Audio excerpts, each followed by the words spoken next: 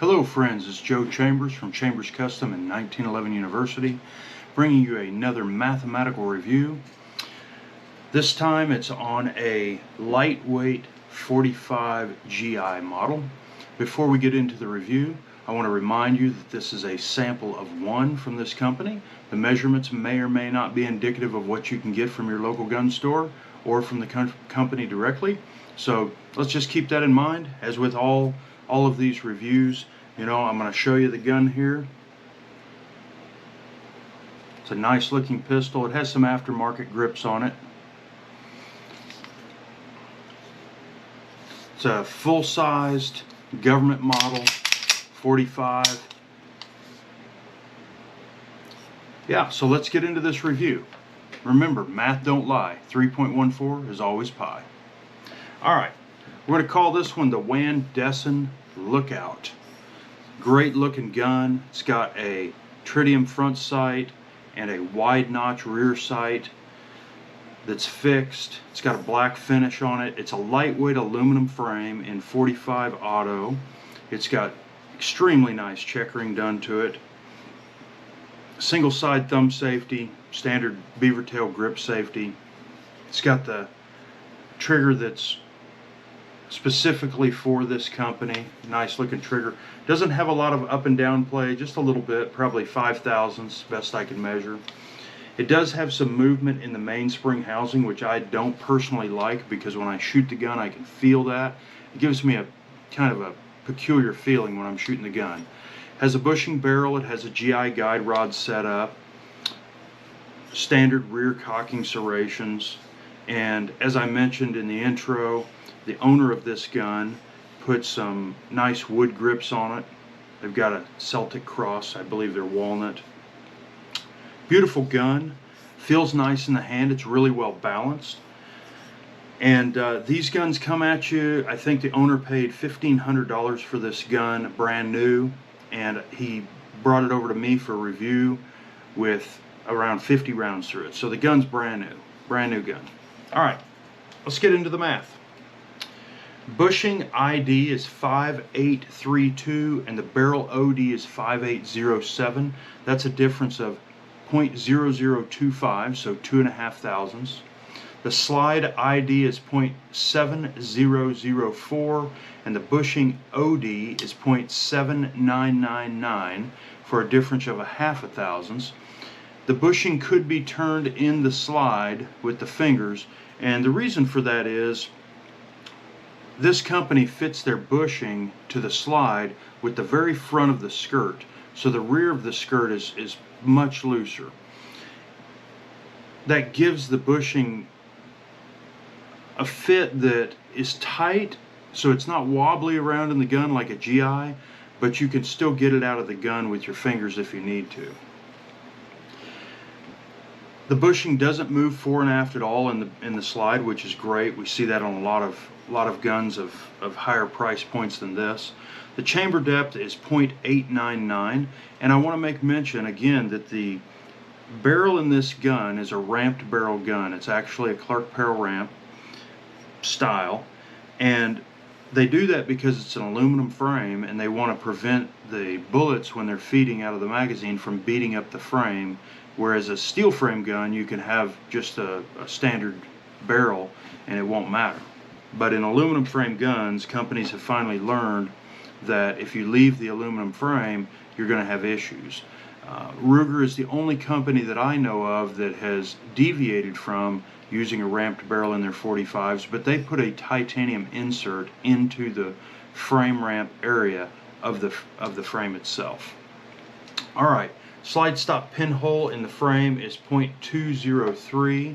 Slide stop pin diameter is 0.2004 for a difference of 0.0026, so right at 2.5 thousandths. That's good. Extractor length is 2.247, which is perfect. It has 0 4.5 movement in the extractor. The hook does touch the round, but it has nice tension. Overall it's a well fit extractor. I've seen a lot worse here recently.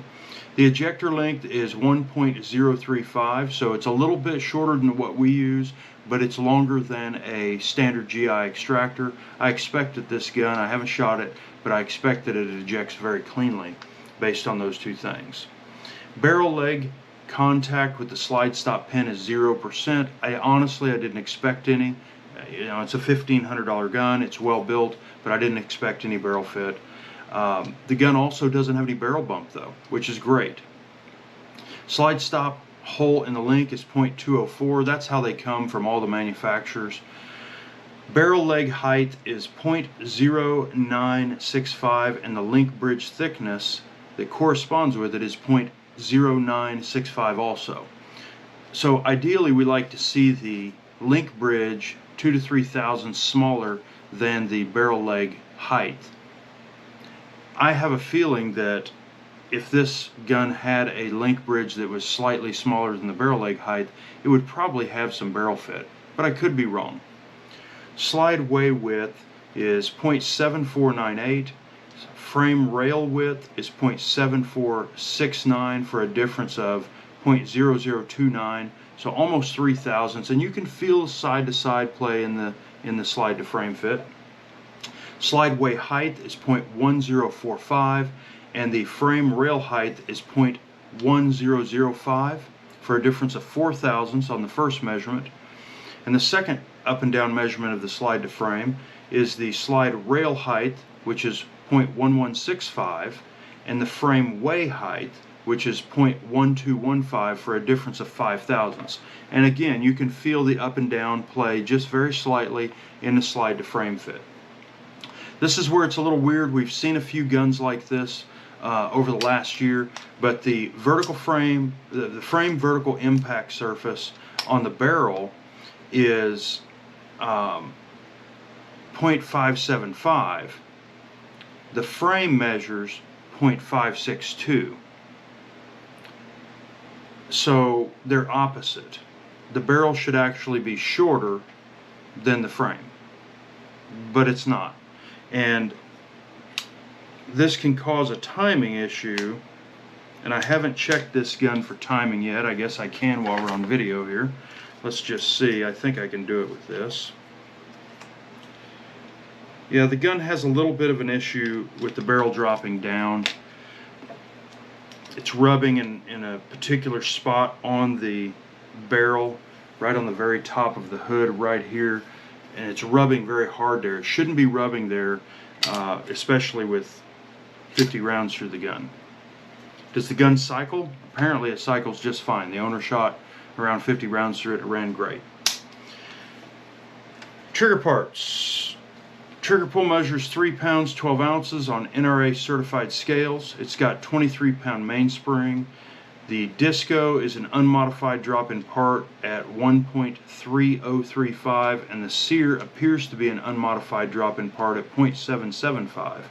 The hammer hooks were not dressed for over travel bump, and they measure 0.018. So it's got a great trigger pull, to be honest with you. It's very clean, very crisp. The over travel is set nicely. It's got a little bit of over travel, but not an overabundance of over travel. Overall, my feelings on these guns, they're a great gun for the value. If you're looking to spend sub $2,000 for a solid 1911, it's really hard to go wrong with one from this company. That's all for this review. I'm Joe Chambers with Chambers Custom and 1911 University. Thank you for watching, and remember, math don't lie. 3.14 is always pi.